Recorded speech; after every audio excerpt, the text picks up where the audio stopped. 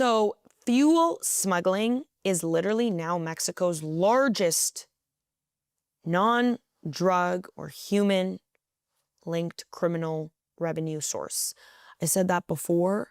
I think crude oil theft makes more money than drug smuggling. And at this point, since the southern border was cracked down on and human smuggling became a lot harder, and crossing migrants, like having a coyote illegally take migrants across, also became a lot harder. I would say that crude oil theft and fuel smuggling probably tops the list of the most lucrative pipeline for the cartels, particularly for CJNG, who is super locked in on this. They have their fucking sources. And like I said, these historic seizures will continue to go up simply because this is what they have fallen back onto. It's the crude oil theft. It's a lot easier to get into the United States right now than humans or drugs. The estimated annual revenue is $20 billion. That's 1/3 of Mexico's diesel and gas market. Illegal fuel. Okay? Let that sink in. That's actually insane. Hey guys, Sean Ryan here. I'm super excited to announce a project that I've been working on. I partnered with IRONCLAD for their newest original series, Target Intelligence PSYOP. It's an 8-part audio experience where we find out who is really pulling the strings. Buy it today, it's psyopshow.com. Link is in the show notes. The stakes have never been higher.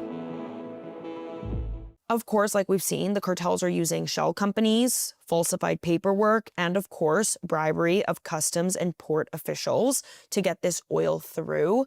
I've said this before, and I even said this at a conference, that there are so many BP and port authority officials on the cartel payroll. I almost feel like we've come to this head where there needs to be like an overhaul.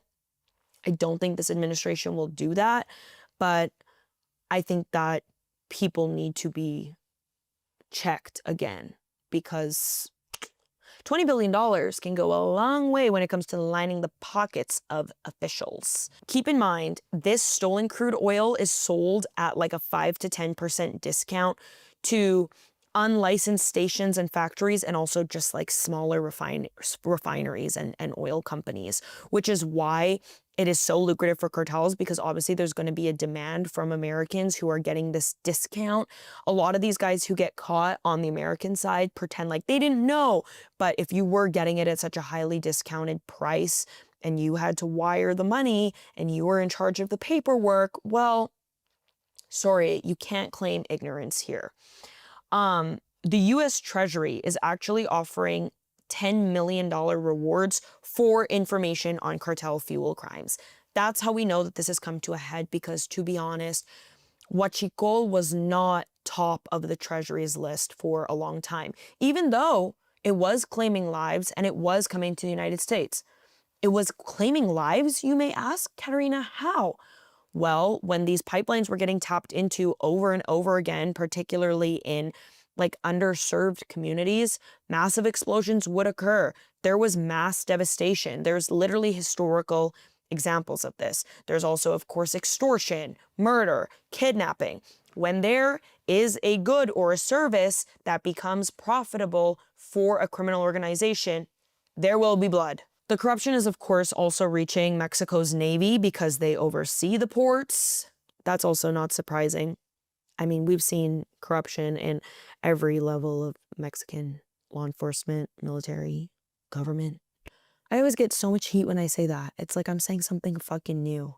I mean, come on, people. So, U.S. officials now refer to these tankers as part of a dark fleet, in quotes. That's what they're calling it.